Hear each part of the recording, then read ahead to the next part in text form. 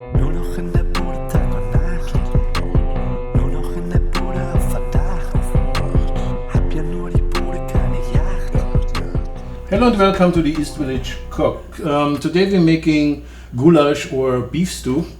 So we're buying like 1 pound of beef stew and get it out of the package. Putting it down in the on our cutting board and tap it dry a little bit. Then we salt it right away with our Morton kosher salt and let it sit for a little while so it can tenderize. We're cutting the onions in small cubes and mincing the garlic. Don't need to slice it too fine. So I'm heating up a little bit of olive oil. We're browning the meat. When the meat is browning, we're like taking the tip of the carrots off and the rear end and cutting the carrots in little diagonal slices. You see that the juices are coming out, and then we're taking the meat out and put it on the side and let it rest.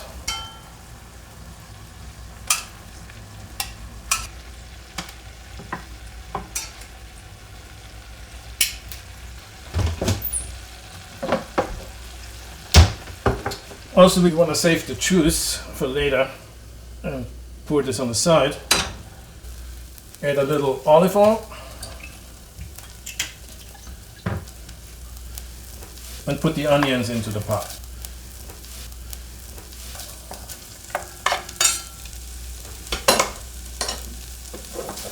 So we brown the onions for a couple of minutes. Add a little salt and pepper.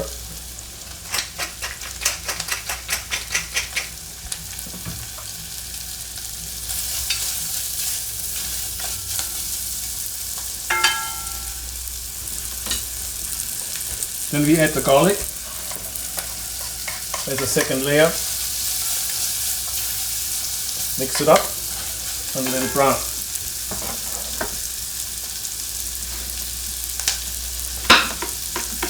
We're cutting 1 long hot pepper.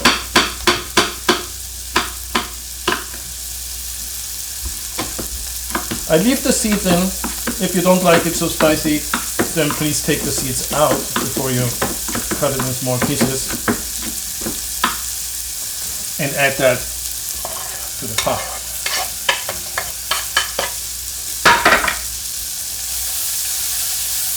That's a pretty nice color.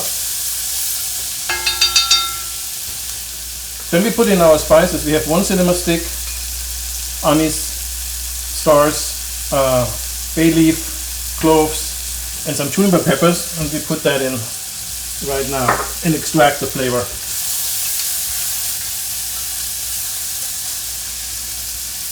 So then we're putting in the coriander and cumin mix.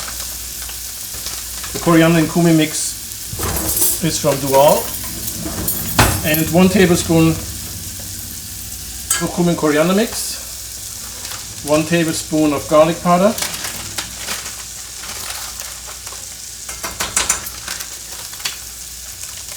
and a tablespoon of smoked paprika.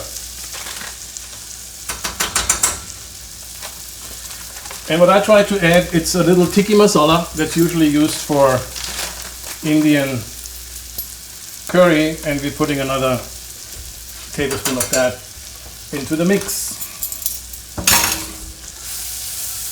and stir it up. So if it gets a little too dry, we deglaze it with like Mirn, tablespoon 1.5. And it smells already pretty good. And then we put the meat back into the pot.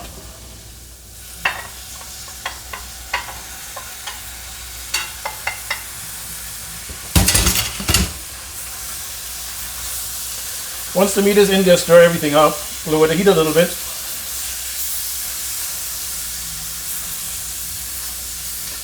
And add another tablespoon of smoked paprika.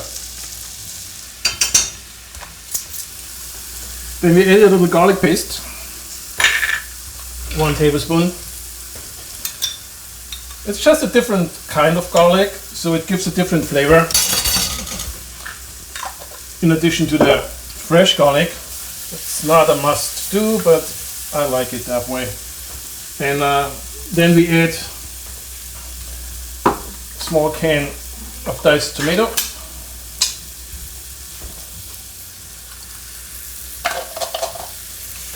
And stir it up. Then a little bit of Worcester sauce, not too much, a few drops. And we add some chicken stock, like another cup, half a cup, and bring that to a boil.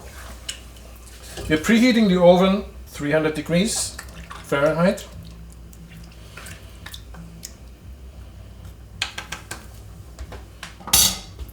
And adding also the juices that came out of the meat back into the pot. When we like a little vicinity, add a half a lime or lemon, whatever you have handy.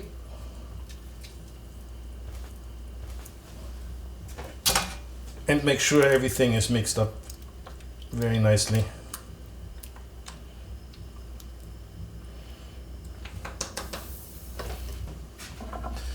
Now the carrots go in. If you have any other vegetables, root vegetable like turnips are fine. If you put the potato in too early, it becomes very mushy, and it's not really what you want. What I like to do is I like to add some aluminum foil just to sear the pot. It has two functions. It sears the pot really nicely, and it prevents the whole scum and whatever comes out of the steam clinging to the lid.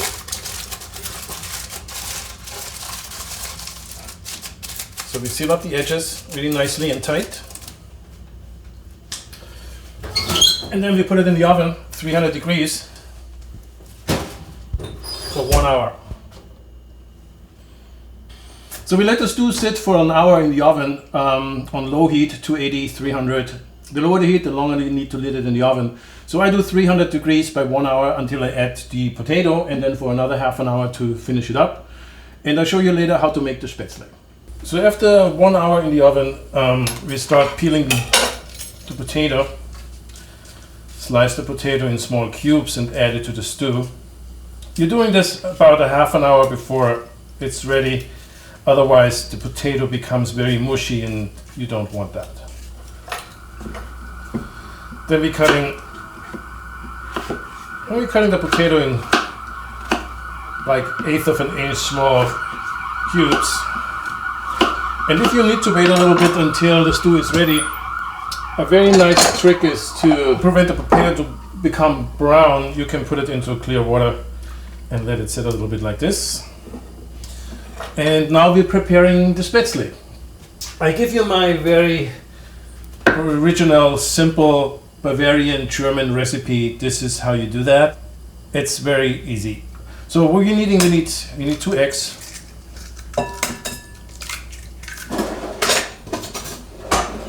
Whisking the eggs slightly. That's good enough. And then we add some kosher salt. Like a half a tablespoon. And this is the real trick. You need to add some bubbly water, Überkinger or Seltzer water. That gives the Spaetzle a very fluffy appearance. Another good trick is, like, if you don't have sparkling water, you need beer, or just add a splash of beer. That'll be very helpful. Whisk it up a little bit, and then you can see how foamy it gets. And then we add the all-purpose flour. For 2 eggs, it's about 2 servings. We're adding about 10 to 12 tablespoons of flour and incorporating the flour into the eggs and build the batter.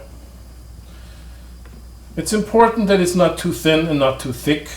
rather too thick than too thin, because if it's too thin, it just falls to the little holes in the Spaetzle maker, and your Spaetzle become more like long noodles. So you want to make sure that the dough is not too thin. If it becomes thick like this, you just add a little water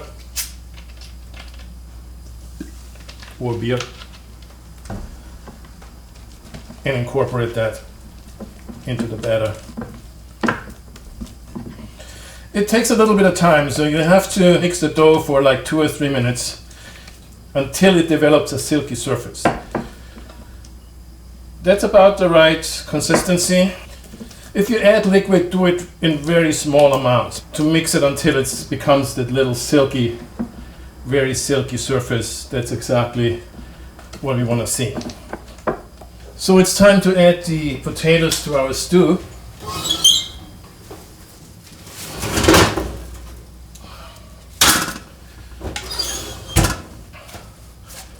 So this is what I was talking about. So the residue, all the stuff that comes up and steams up, it's now on the foil on the lid and not on the lid itself. And this is what we were trying to achieve. So then we take the potatoes out of the water and add it to the stew. That would be the time of re-seasoning. If you think it needs a little bit more spice, a little bit more salt, a little bit more pepper, a little bit more paprika. So the lid is really hot, so use a towel when you handle the lid, and we put it back into the oven for another 30 minutes at 280-300 degrees. So we're bringing the water to a boil and salting it slightly.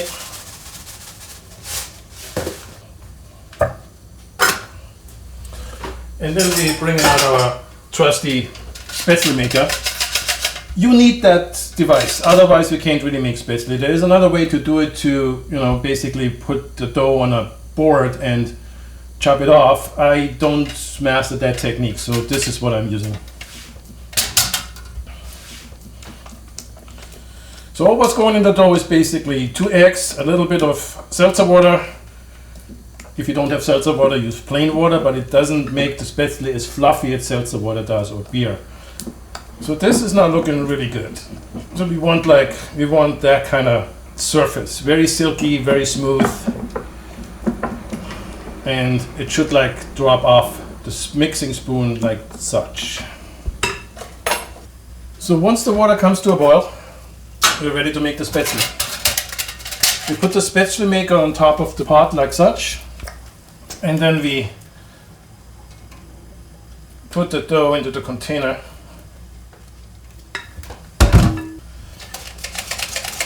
And a slow backwards and forwards movement generates the Spaetzle, as you can see, to the boiling water.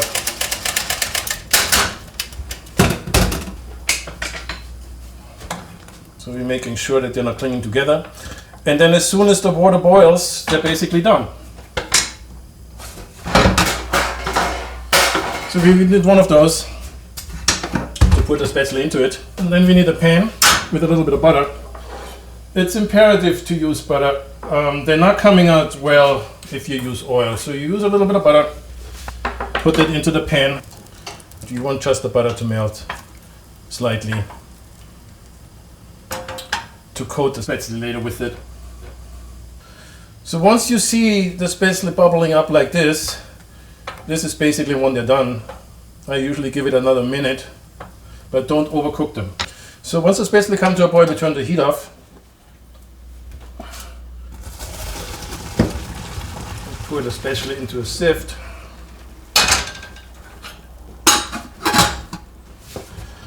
And let the water drop off. And then we put them into the pan.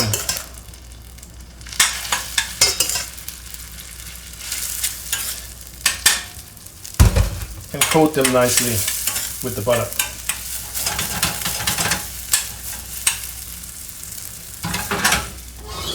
And take out our stew. In order to thicken the stew, we need to make a little slurry. It's very simple. All you need is all-purpose flour and water. So you put 1 tablespoon of all-purpose flour into a pot, add a little cold water, and make a slurry. This is about right. It shouldn't be too thin or too thick. So in order to prevent the slurry from clumping together, you put some of the stew sauce into the slurry so the temperature equalizes, and then you put the slurry into the stew and bring the stew to a boil. The slurry is a thickening agent, and it's not going to come to its full effect until it comes to a boil. So don't put too much in it because you won't see the effect right away. And then turn the heat off. So after an hour and a half, we are ready to plate.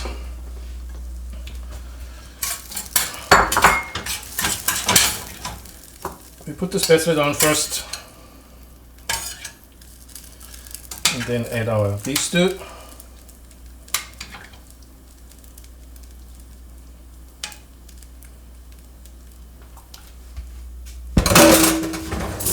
And there we go. Beef stew with Spaetzle. It's good. A good one.